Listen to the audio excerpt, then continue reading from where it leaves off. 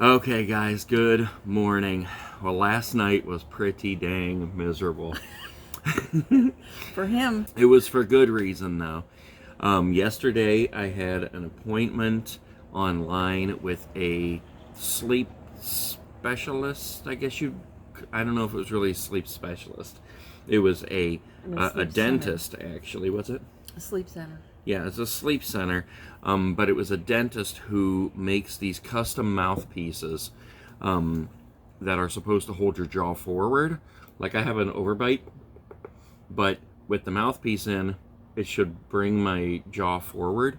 That's one of the options that we are looking at in this whole stop snoring saga.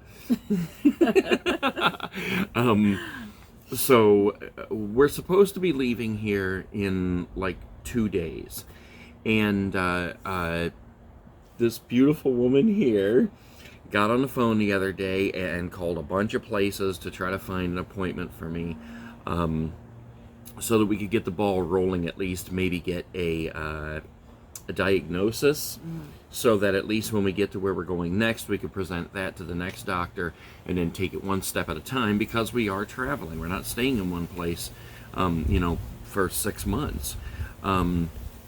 So I got online yesterday to have this video call, and while I'm talking to the guy, he said, we can do the appointment. You can come down and pick up the stuff. He wanted me to come down tomorrow, which was actually going to be today, because I talked to him yesterday. But tell them what for.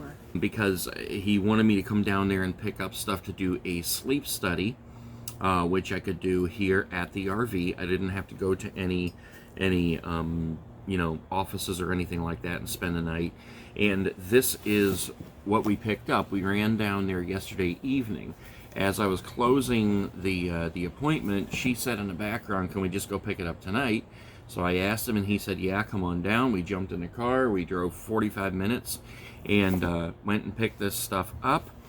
And you probably saw in the thumbnail picture what it looked like when I was wearing it. I mean, I had tubes and wires and everything running stuck to the back of my neck, like 3 of these electrodes. I had a nasal cannula on, which is, what they usually use to give you oxygen, only there was no oxygen coming through it. I guess it was just one of the ways that it gauges when you stop sleeping, or when you stop breathing. So I was all wrapped up. I had a belt around my chest and this electronic box hooked here, everything else hooked into the box. I had a what do you call the thing? Pulse oximeter on my finger, which just takes your pulse constantly. And this is all ways that they monitor your sleep and to see like how many times your sleep is interrupted, whether you stop sleeping, you start snoring, you start choking, whatever you do. And I do it all when I'm asleep. I mean, just ask her. Yes. Yep. So, you do. so rather, like, I've been sleeping on an air mattress in the living room recently to give her a break and let her get some sleep. And, I'm not about to make her sleep in the living room on an air mattress. But last night, I stayed in the bed with her. And, I mean, in a way, I got some rest, but I was not awake all night, but I was completely aware of every single thing that was happening, because I was so conscious, first of all, of the fact that I was sleeping in the bed with her, and I get so worried that I'm going to keep her up all night. And, all right, what did you do last night to combat this? I put my earplugs in, and I had an eye mask on, and I slept fine. I didn't even feel him moving around at all. I did in the background hear some snoring, but nothing that would keep me awake. See, and I, in my conscious, I know she's over there, and I know that I'm snoring and making all these weird noises and choking and doing all this crap, and I'm just like, I'm awake the whole time, hoping I'm not keeping her awake. So I was like I said, I wasn't really awake all night, but I was completely aware. So every time I did choke or wake up or stop, so every day. So So every time I did stop breathing, or I choked, or I started snoring, or did any kind of a weird thing, I was aware of it. So even though I was sleeping, I was completely aware, and I didn't get any rest whatsoever. I managed to keep the thing on all night long. We went to bed about 10:30. I managed to keep it on till 5:30 this morning. And I mean, a couple times I got up to go to the bathroom, and it was like I'm twisted up in these wires and everything. And it was a mess. It was chaotic. And on top of that, I was having some weird dream. And I have weird dreams all the time. Yes. But this one, oh my gosh, it like tied into this, where I was at Walmart. I was at like 3 different Walmarts, and at each one I could breathe a little different than the other. So by the 3rd Walmart, I'm thinking if I could just get back to this other Walmart, I could breathe a little bit better here. I'm telling you, it was a mess. It was chaotic. And so 5 o'clock in the morning, I'm like ripping this stuff off, taking electrodes off, and ripping this tape off my face. And, oh my gosh. It was crazy, but you know, we got it done. I'm sure it got all the data that they need. Basically, the next step is that we take this thing back today, and the dentist will print out the paperwork or whatever that comes from it, send it to an actual physician. He will look it over, assess it, and then he will come up with what kind of a plan of action we're going to take, whether it's going to be trying the custom mouthpiece, or what is it called? CPAP. A CPAP. Yeah, getting a CPAP.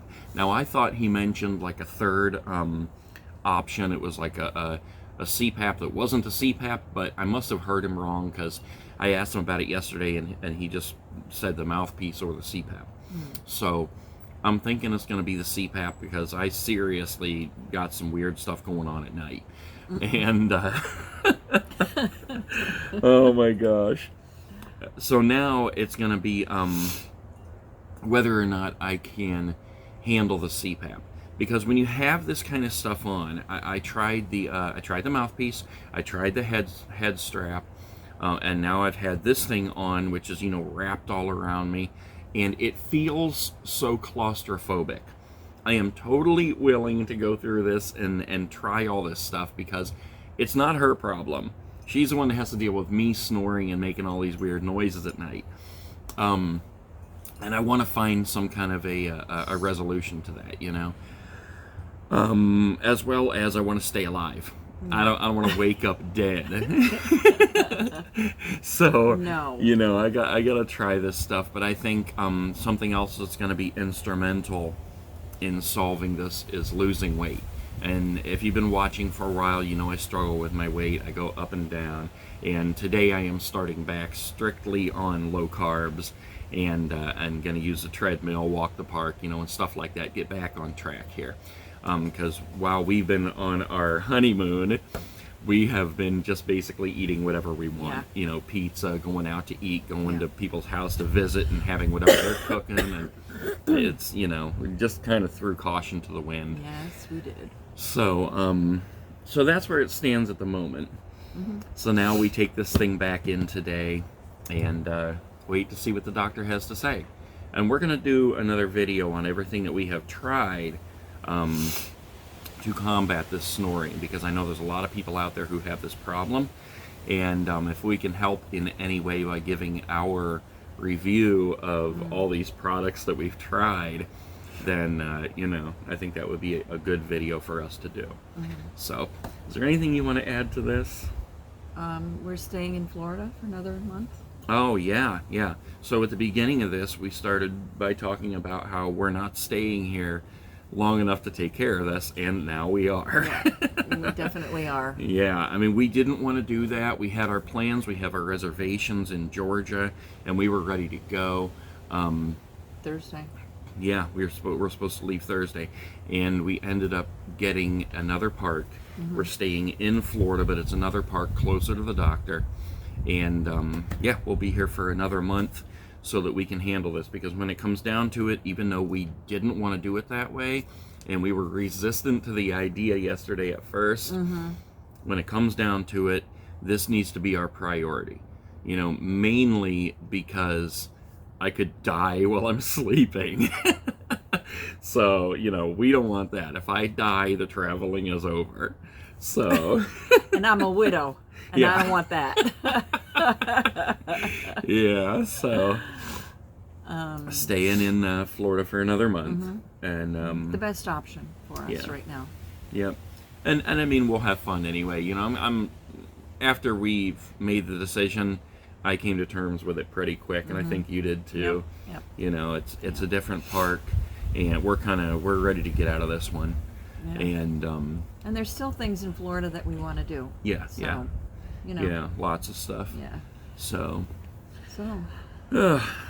that's our recap for last night. So stay tuned, guys, and you know, we'll keep you up to date with what's going on with that.